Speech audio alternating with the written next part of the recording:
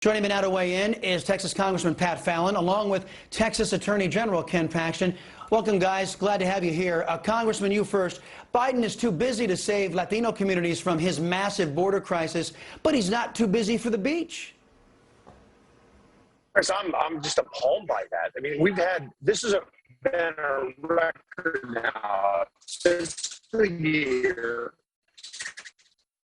We've never seen 1.7 million encounters with illegal migrants. And it's not a crisis, it's a catastrophe. And he needs to get down there and show some darn leadership. Yeah, I would agree. A little bit of a problem with our connection there. We'll see if we can get that worked out. Meantime, Attorney General Paxton, you, along with Missouri Attorney General Eric Schmitt, are leading another lawsuit against the Biden administration. You're demanding the continuation of the border wall construction that Congress specifically allocated funds for. Tell us why Biden is violating the Constitution again by trying to divert those funds. So he has a duty under the Constitution to execute the laws, including an appropriation directly made by guys like Pat Fallon for the border wall over the last 2 years. That money is not being used in the correct way. We're still paying contractors, but they're being ordered not to fix the wall. And I just met with Border Patrol today, just in El Paso. They need a few things fixed, and they'll be safer, we'll be safer, and yet the Biden administration refuses to follow what Congress directed him to do. Yeah, well, safety is his last concern. He wants illegal immigration. Congressman Fallon, it's estimated that Biden has brought in or allowed to get away over 2 million illegal aliens after he illegally stopped, as it turns out, border wall construction. We have a story later on how Biden used our tax money to build a barrier around his beach house. Apparently, walls do work, Congressman. Well, walls work in Malibu and in Martha's Vineyard in Nantucket and clearly in Joe Biden's compound. And you know what? They work at the border as well.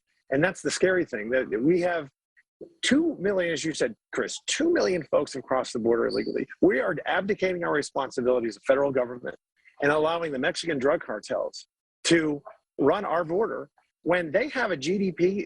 That's why Mexico is a de facto narco state. The GDP of the Mexican cartels is somewhere between $15 and $50 billion a year. We have NATO allies like Estonia, Latvia, Lithuania, who have GDPs in that range. This is insane that we don't secure our border. We have to put Americans first and America first. Attorney General Paxton, you and Missouri's Attorney General sued the Biden administration for violating a Supreme Court order to reinstate the Remain in Mexico policy. Biden has said he'll think about following the court order sometime in November, but that's going to be too late to stop another wave of 400,000 illegal aliens reportedly set to invade the state of Texas. It seems he wants them here before he decides to obey the Constitution. Can Biden and his horde of illegals be stopped by anybody at this point? And the answer is hopefully yes. We've actually sought to enforce that order. This is an order that came directly from the court. It also is based on federal law that he's clearly violating. But yes, Missouri and I have sought to seek a compelling order from the court that directs two things. One is discovery, so that we can find out what actually is happening, if anything. And two, to force the Biden administration to actually have real deadlines to accomplish this. Because right now, they just keep putting it off into the future, and they're clearly ignoring the Constitution, federal law, court order, and states' rights. Well, that's what socialists do best. They ignore the Constitution. Congressman Fallon, the biased press and the socialists are busy pretending that the bare shelves we're seeing, the skyrocketing prices we're seeing, the sputtering economy has nothing to do with Biden and his socialist policies. How will the GOP break through this cone of silence being put up by ABC, NBC, CBS, the New York Times, the Washington Post, and CNN? Of course, I think the Americans have seen this with the way inflation has just exploded. They're claiming, this administration is claiming that the inflation rate is about 5.4%. And yet we look at used cars are up 24%. Food prices are up 12%.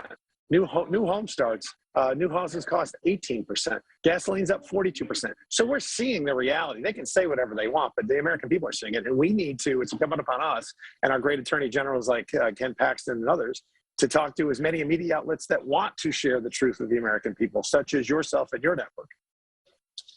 Yeah, the Washington Post answer is just don't complain, accept our new third world status. That's their solution. Attorney General Paxton, you're also leading the fight against Democrats, socialists, and their push to slaughter children in the womb.